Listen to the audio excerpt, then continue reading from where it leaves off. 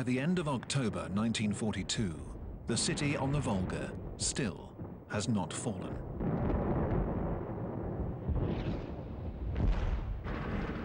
The Führer announces to the German people, "We have taken Stalingrad. A few pockets of resistance remain. We will take them one by one. It is just a question of time." For Hitler, Stalingrad has come to represent his victory over Russia.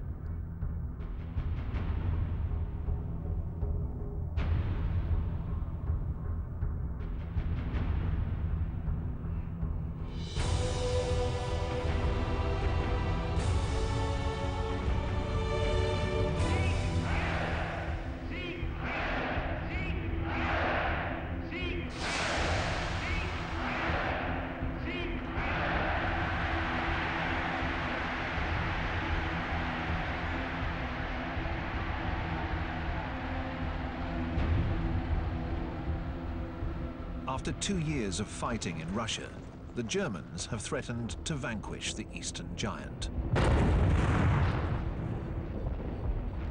In the north, Leningrad is surrounded by the Germans. It has been a year since the Germans entered this northern city.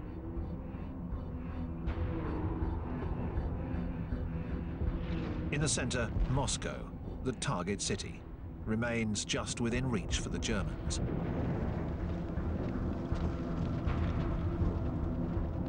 In the south, the drive towards the Baku oil fields has come to a halt in the Caucasus Mountains.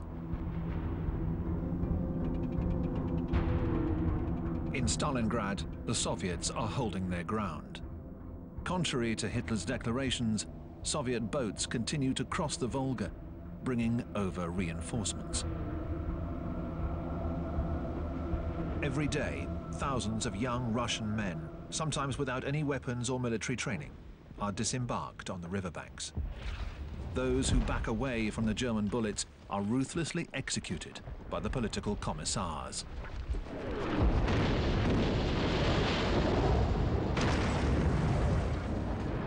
On the 7th of November, the anniversary of the revolution, the beleaguered soldiers holding Stalingrad and the Soviet troops all along the front listen to their commander-in-chief, Stalin, make this astonishing declaration. "Tomorrow there will be celebrations in our streets." And indeed, General Zhukov, the man who saved Moscow, has a plan to keep those pockets of resistance fighting to the very end, in order to retain the German troops of General Paulus inside Stalingrad. On the other side of the Volga, Zhukov is secretly putting together an entire army. The country has been ravaged, 1/4 of its territory lost. But the entire Soviet Union is toiling away to provide this new army with huge amounts of equipment. Factories that were moved out and rebuilt behind the Ural Mountains are operating 24 hours a day. In this endeavor, lives will be sacrificed. It is the winter of 1942. The women working in these unheated, sometimes ruthless workshops are cold and hungry. Many will die of exhaustion. But the country's industrial production will increase tenfold. The United States is now providing massive amounts of aid to the Soviet Union. The Allies are able to reduce the threat posed by German submarines in the North Atlantic by forming protective convoys to Soviet ports, such as Murmansk. Anti-communism is put on hold. For the Americans, Joseph Stalin is now Uncle Joe, and for the British, good old Joe.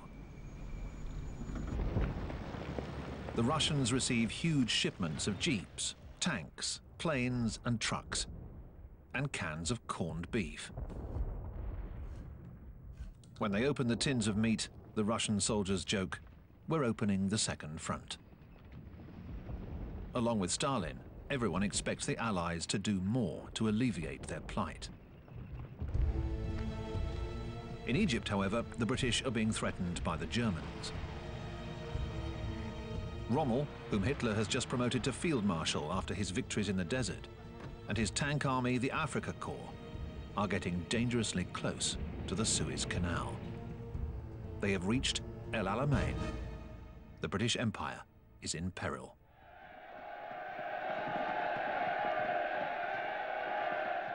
The British Prime Minister Winston Churchill comes to encourage his army in the desert. The situation is grim, but he retains his sense of humor and shares cheerful moments with his men.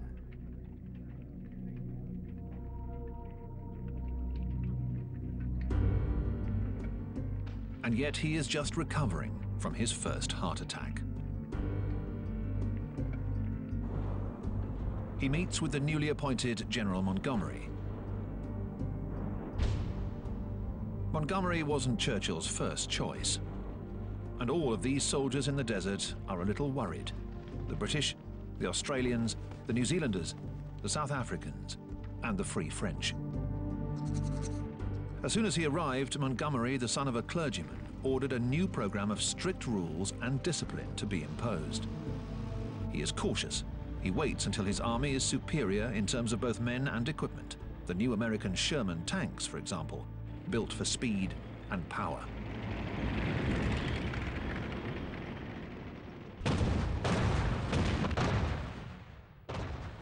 Montgomery launches his offensive with a preliminary artillery barrage, followed by a massive tank assault. But the German 88 flak guns cause tremendous losses. Rommel's soldiers counterattack relentlessly.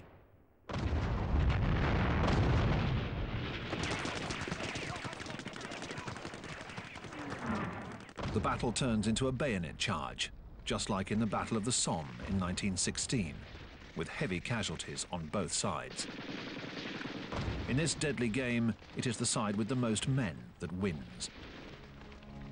In a letter to his wife, Rommel writes, "We're simply being crushed by the enemy's weight." He receives a message from Hitler. There can be no other thought than to stand fast, yield not a yard of ground.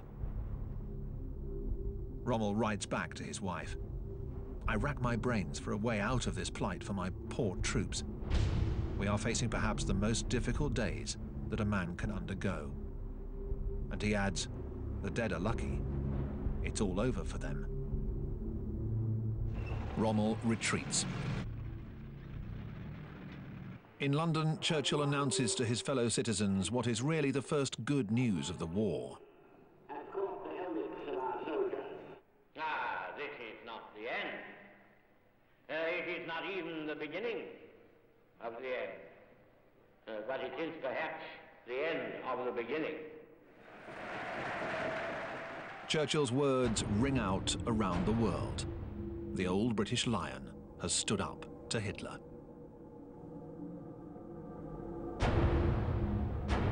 Back in his headquarters, the Wolf's Lair, Hitler is scornful.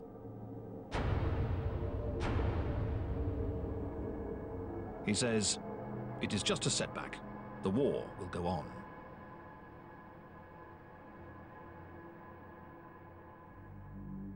And indeed it does. The Allies open up a new front in North Africa, a first step towards controlling the Mediterranean. As in 1917, American troops sail across the Atlantic. The French writer Antoine de Saint-Exupéry, who was exiled in New York, will return from the US with one of these military convoys. The author of The Little Prince writes, "Friends in America, I'd like to do you complete justice. 50,000 soldiers were going to war not for the United States, but for humanity, for human respect, for human freedom, and human greatness."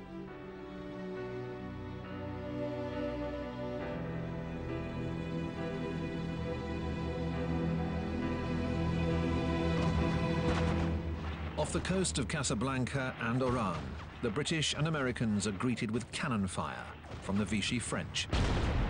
They counterattack. North Africa is still controlled by the Vichy regime, which collaborates with the Germans. The fighting is violent, and the Vichy forces suffer extensive damage. The Free France leader, General de Gaulle, makes a speech over the radio in London. Chers soldats, marins, aviateurs, fonctionnaires, colons français d'Afrique du Nord, levez-vous, aidez nos alliés, joignez-vous à eux sans réserve. After 2 days of fighting against the liberators, the guns are silenced. The Allies secure their landing.